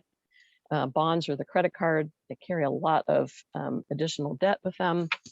The GO bonds process versus the budget comes out, we get the money, we spend the money. It's not maybe as long lasting. Some of these funds in the 5.1 would be for a 2-year. So it's not like long-term, but the cost is much lower and we probably won't have to pay any match funding, which is even better news. So stay tuned on that. I've never seen anything like this come along and since I've been paying attention to the state budget. So it's pretty exciting. So we'll see, we'll keep you updated and we'll have more of a report on the on this funding in the general membership meeting. I guess I've already kind of covered this, but I'll segue. Well, maybe I should stop and see if anybody has any questions that I might be able to answer about the legislative process and the budget, or Supervisor Long might be able to answer.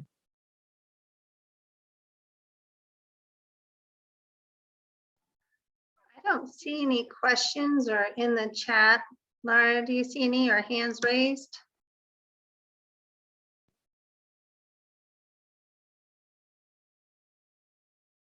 Yeah, I don't think so. So you can just keep going. I'll keep on going then. So a couple of weeks ago on May 6th, the DWR hosted a workshop and a few of you in this meeting may have attended that. That was a very well attended meeting to talk about how round 1 of Prop 1 went as far as getting stakeholder input, getting the funding areas and IRWM regions to report their experience with that process, since Again, those of you that have been around a while know that this Prop 1 process was significantly different in a few ways than Prop 84 and Prop 50 IRWM grants. And we had kind of a pre-proposal process and a workshop with DWR and the project proponents. And then the applications were submitted on a schedule that was based on the funding area. So all the regions within the funding areas had to submit their applications at the same time, but it really spread out the application process for DWR so that they weren't receiving all the applications on the same day, which is how it had always been before. So I think it was helpful for DWR to do it that way. Probably better for us because they had the capacity then. They weren't trying to do all the grant agreements at the same time. Everything gets phased out and spread out. So there was we're going to hear more about this from DWR. So I don't want to, this is just a kind of a preview of what they'll share with us at the general membership meeting. But I did want to just show you a couple of the slides that they shared in the workshop. This is the first time I've seen this kind of like a pie chart of where the money went. So it's kind of interesting to see how much money in the IRWM grant program goes to different purposes. As you might expect, the lion's share of it went for water supply, but also a fair amount for water quality, a much smaller amount for habitat restoration. And those kinds of projects are a little harder to get approved through the criteria of this grant program. Fair amount for flood protection and reduction, and then this new element that they've been supporting, which will be available in the next round, is feasibility study and decision support tool, which can also be more broadly used, I think, for sort of planning. So we'll learn more about that when we hear from the state. And they heard us. There were a lot of really good comments that the folks made. And just as a reminder, this region, the grant was submitted and accepted this time by Cayugas Municipal Water District on behalf of the 5 project proponents in Ventura County. And so Christine McCaffrey has made some, I think she made a presentation at our last general membership meeting about the progress at that point, and we'll be doing the same thing at this meeting. I think we're just about a week away from a signed grant agreement for our round 1 grant. So Christine responded to the survey because it's really aimed at the process for those that are actually applying. So that was good. The next thing, just as a reminder, or as a little more information about Prop 1, round 1, this is how the money was allocated through that funding. So you can see, again, the amounts of money, it's just in a different way, and then the numbers of projects that were implemented or will be implemented with that funding. And there were 104 DAC projects, which is a pretty high number relative to, I think, our past grants, and 200 out of 241. So nearly half were for disadvantaged communities. So just quickly, an overview of next round. And I do have also a schedule slide coming up, but you can see for the LA funding area, we have 2 pots of money like we did in round 1. One is for dedicated for DAC projects, disadvantaged community and tribal projects. And that amount for LA, our entire funding area, is 6.37 million. It's actually represents 65% of the DAC identified funding. We wanted a lower amount in round 1 because as we finish our DACI grant process, which I'll talk about in a minute, those projects will be ready. Theoretically, they're ready for round 2. And we'll have a total of $34.3 million for non-DAC projects, although you can fund DAC projects with the general fund category of 34.3. So that's where we'll be when we get the solicitation. Linda, does the general fund category, does that include the DAC funds, or is that in addition to the 6.37? That's in addition. Okay. Yes. So here's just a quick timeline, and their caveat in the workshop a couple of weeks ago was that all of this is subject to change, but this is what they're thinking. They will be going, having some some workshops to review the solicitation when they get the draft out. And I think that's supposed to come out in the summer, but I think chances are it's going to be later than that, given the budget and the May revise. So they would have, I guess they're saying late 2021, they'll have a workshop for us to give comment. And then what they're thinking of is they are still considering, I mean, all the funding area would apply together at the same time, but they are thinking about doing it in 2 different timeframes instead of spread out across a year. I think it was about a year that it was spread out last time. So considering March of 2022 and September of 2022. So we'll see if that ends up sticking, but we will be almost done with our DACI grant process, where we'll be teeing up projects for that second round. So, but I suspect this will slip, and we'll probably be looking at maybe October, November. I don't know if Heather has any thoughts about that, but all of us in the funding area would have to apply at the same time if we don't have any type of funding allocation agreement, which our funding area does not. Others have been, the possibility is that if you have a pre-agreement with the regions within your funding area, you could split your application deadlines and go with the first or the second. But it's already going to be up to DWR so that everybody's not applying at the same time. They don't want that. So that remains to be seen, but we'll be coordinating with our funding area partners on that. And I forgot to mention in that previous, talking about the pre-app workshops, we did do an actual 2-day workshop series last time around in September of 2019. And Santa Clarita, City of Santa Clarita hosted, actually the Santa Clarita Valley Water. I'm sorry, I know you have a new name now and I'm not going to get it right. Santa Clarita Valley Water. It hosted one at the City of Santa Clarita, in the City of Santa Clarita, and LA County Flood Control hosted the other one. Christine's impression from that was, Christine McCaffrey at Cayugas, was that was really valuable for us to have a FaceTime with DWR and to have project proponents share their projects. So we would still have the option of doing that, but we would have to make it available remotely for people that didn't want to come in person. So that's just another preview of the direction that we might want to go with that. That's not for another, at least, well, a year and a half away. So you'll get more about that from, I'm going to stop sharing for a minute.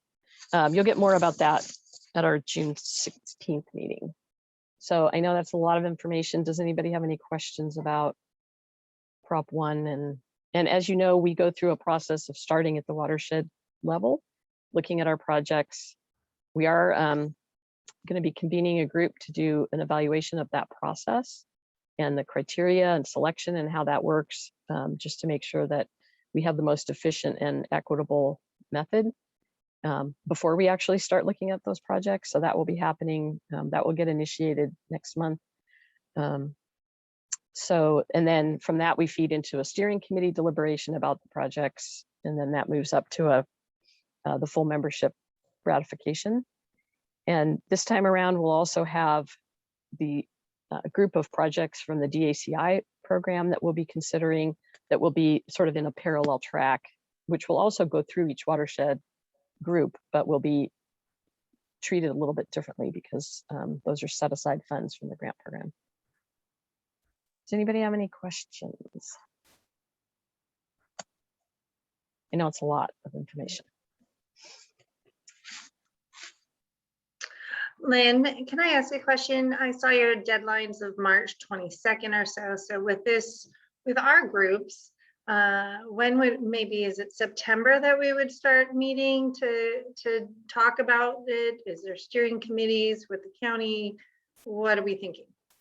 Yeah, I mean, we definitely need to put together a schedule. That's what we always do at the outset of these programs, is to figure out what the timing looks like. And we've been waiting for DWR to do this. So I think, and as I said, our funding area is most likely going to want the September of 2022 deadline as opposed to the March deadline. And with that in mind, we would be looking at a call for projects and discussion among the watershed groups sometime this fall, and then maybe in the summer, and then we would set a schedule for that process and how quickly we need to go through the review by our governance structure that we have. We always like to know what the criteria for the grants are going to be before we get too far along on that, because we don't want people getting excited about a project qualifying if it's not going to qualify in the criteria. So it's a balancing act on that. But as Laura mentioned, and every time we have a grant solicitation, we have this discussion about wanting to take more deliberative time ahead to look at what does the watershed really want and need, and what are the best multi-benefit integrated projects for us to consider based on what our needs are. So that process can start anytime, basically, because that process doesn't need to be teeing up projects necessarily for round 1 IRWM. It can be for other purposes.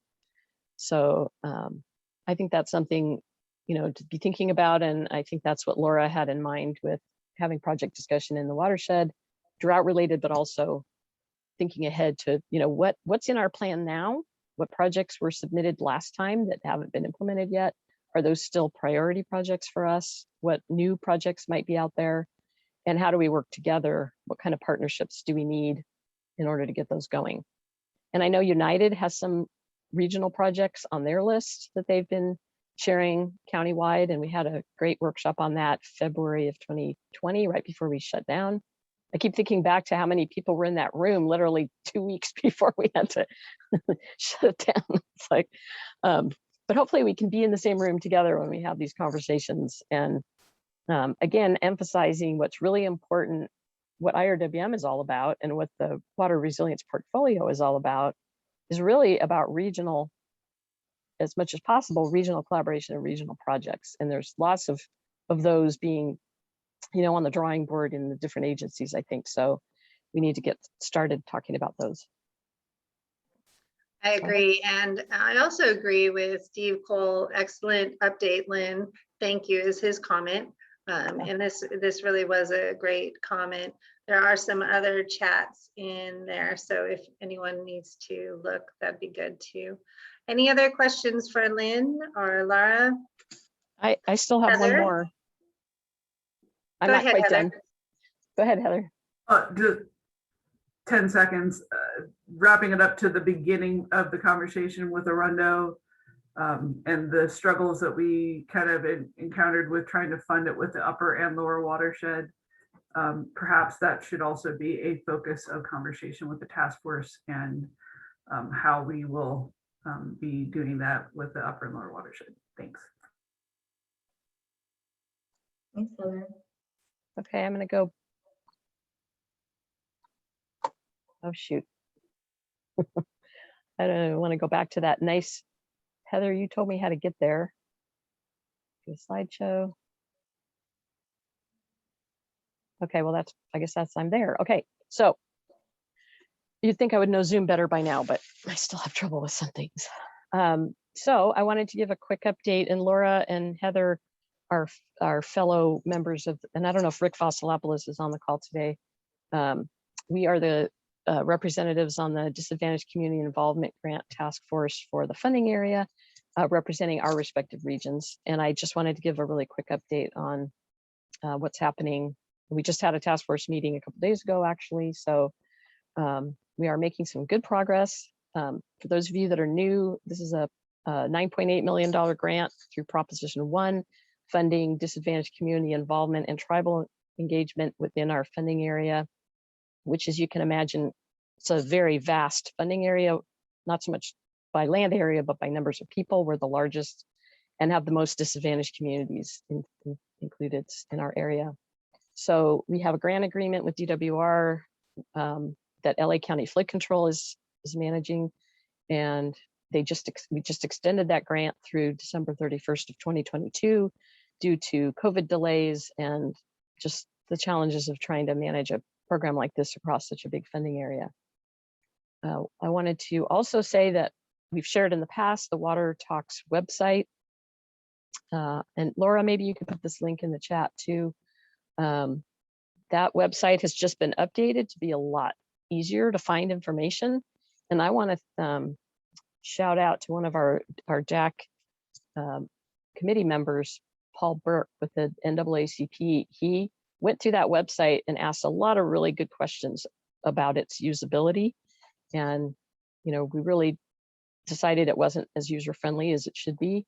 So we worked with CSU to update the site so that you can more quickly find things for your county. So you can look at, if you're in the Upper Santa Clara, you can click on that site, or you can click on the Ventura County, and all the toolkits and promotional materials that we've been using are posted there. Videos for recordings of Zoom sessions are there if available. There's a lot of information there, and it's now much easier to find our region. So I wanted to point that out and suggest that you take a look at it. Any other suggestions are welcome. We want this website will live on beyond this grant and be a resource. And there are a lot of really good things on that site. So I hope you take a look at it, and it'll better explain beyond what we can do in these meetings what this program is about. We are currently completing the community and institutional needs assessment phase. We've done written, online, and phone surveys of our community members. Some of you might have even received. One of the things we had to do due to the COVID is reach out to people via a newspaper, which was not anticipated at the outset of this grant. We were going to do things in person. Because that wasn't possible, we actually, PlaceWorks, the sub-consultant to CSU, who is our primary consultant, actually designed a newspaper and mailed it to every home within our 9 disadvantaged communities that we're targeting in this grant. And there's an envelope and a written survey you can take in the middle of that newspaper and send back in. I think we received close to 600 of those survey responses, including the newspaper, the online survey. You can actually go online and complete the survey. It did officially close. It did close on May 1st, but we're still, going to be able to take any additional feedback that comes in to us in writing for our region, and we're going to talk about that in our DAC committee coming up in June. We have 3 sub-consultants that have been working on the community outreach and surveys, CAUSE, and the Friends of the Santa Clara River and the Sierra Club. And they've been instrumental in helping us get the word out, doing the sessions we had in person and then a few on Zoom. And then CAUSE has been doing extensive phone banking where they literally call their contacts in those communities and do the survey over the phone. So that's great. We have some great feedback, and we'll be getting the results of those surveys. Since it just closed, it'll take a little while, but we'll share those out.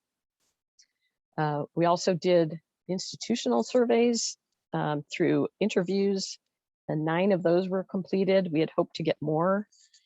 Did have some trouble connecting with some of our institutional partners, and that being the water agencies and other organizations that support water and wastewater and other programs. We were able to interview a number of water agencies and also the County Continuum of Care program, Tara Caruth, that Laura mentioned earlier, and also Watershed Protection, because they provide a lot of services in those communities. I think those were the only other institutional partners that we've talked to in person or on an interview on Zoom. We are about to send out because we didn't get as many as we'd like, we're about to send that survey out to the DAC committee membership, which includes the water service providers, to do a written version of that survey if they didn't do an interview.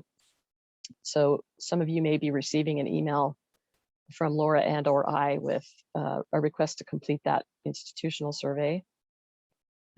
We are also have a tribal engagement phase, which was slow to start up for a variety of reasons I won't go into, but I'm really grateful that Julie, hopefully Julie, looks like Julie's still on.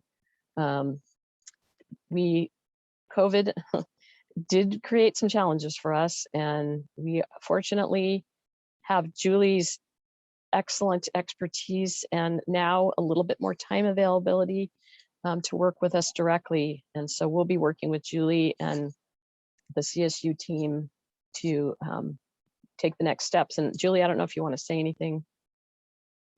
Well, you know, you guys have so much going on. It's a lot to absorb, and you know, I just really have to start staying closer to everything you're doing, so I can really get a handle on how to proceed. And you know, our people are spread out. The Native communities around here will be interested. In the other counties too, where we have family members. I mean, I'd like to reach out to them as well and get them connected with the agencies and where they're living now. So, you know, I look forward to this and just see what we can pull together. So thank you for the opportunity. Can you introduce yourself in case people don't know you? Oh, okay. My name is Julie Tumomite Stensley. I'm here, live in the Ojai Valley. I'm the tribal chair right now of the Barbareño Ventureño Band of Mission Indians.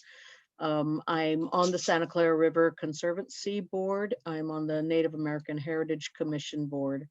And then I'm just not as busy as I normally am, but I'm also involved with the Ventura County Museum on their accessions committee and their educational committee there. So, and with the tribal group, you know, we stayed really busy during this time of the Thomas and Woolsey fires, where we saw a lot of the devastation and how the fires did so much damage due to this non-invasive plants that are out in our river and watersheds, and how they just kept fanning the flames. So it is really, I, you know, feel on the tribal level necessary to just kind of hopefully engage people in this restoration and what our rivers can go back to what they were, and the entire community that lives within that watershed. So thank you, Julie, and we're going to appreciate any help you can give us on this. This is a community-wide, county-wide program, and we want to make sure everyone is heard and included in the assessment of need, and then moving ahead into how would we like to utilize some of the funding that we have available for projects and programs going forward. So thank you so much. So we're just about to start the final phase of this grant, which is developing projects, providing technical assistance to those that need it to get projects ready for an application, and site assessments. So this is kind of the technical phase that we're going to be in, and that will be starting up this summer. We're just about to review all of the proposals. Friday is the deadline for consultants to submit to be included in that task 4. We have a sole source with CSU. It's a long story, but CSU will be our consultant, and they will, I believe they're going to be bringing in Cal Rural Water to help us with this phase, because they have a real history with working with the small rural communities and the aging infrastructure and the capacity challenges that they have. So I'm excited about that. Hopefully that will be part of their proposal that we receive. And then again, the goal of this is to have projects ready for the next round of Prop 1 and other funding sources, but also that's the long-term goal at the end of the grant. And then under next steps, we have the Disadvantaged Community Committee tentatively scheduled for June 30th on Zoom. Anybody that isn't on our list and would like to be included as a member of that committee, we welcome that. So please send a message to me or to Laura. We've been meeting about every 4 or 5 months, less during COVID. What we'll be doing is, one of the things we'll be doing is looking at all of the projects that we've already got in the IRWM plan that would be addressing underserved community needs, and then look at the assessment that we already did among our membership at the time in 2016 and 2017, and then be considering the results of the community needs assessment and I dropped off the institutional. I meant to also include institutional needs assessments that we find at the end of this process that we're in now, considering the tribal needs. And then we'll be working with our funding area partners as we go forward to evaluate what those projects and programs are that we would be wanting to use funding in the remaining, I believe it's 4.5 million that we have left for the task 4, or that's like earmarked for task 4, our final task. That's, basically a little more than half the grant. So we have a lot of funding. The way we have established that, Ventura County would be allocated about $1 million for our region. And that can actually go a long way to do some of the things that we would like to do as part of our getting projects ready. We can't use those funds for an actual project construction if it's an infrastructure project. But if it's simply technical support or training or capacity building or designing a project or getting a project ready to put in an application for an infrastructure type grant or a grant through IRWM, we can use the funds for that. So we're going to be very busy. The last 1.5 years of this grant is going to be extremely busy addressing the needs that we identified and getting projects ready. Excellent. I just want to point out that it is past 11, and so I'm done. Okay. Sorry. Thank you very much. We have been really trying to keep these meetings to the 2 hours. So Laura, thank you for that reminder. There's just so much great work. Is there any other questions? I know we need to be wrapping it up because everyone has other meetings they've got to jump off to. But is there any other last comments, concerns? No? Okay. I was busy trying to get that Navy-based Ventura funding off to the right people because it's like, we got to get this opportunity for the county. Again, Kendall, thank you so much. Julie, thank you for your efforts. EJ, just everyone that's been on here for the Santa Clara Valley, really appreciate it. So with that, we will adjourn till July 22nd. I hope everyone has a happy Father's Day, happy 4th of July. We have Memorial Day coming up, lots of time to just celebrate life. So thank you so much, everyone, and we will adjourn. Thank you. Thank you. Thank you. Thank you.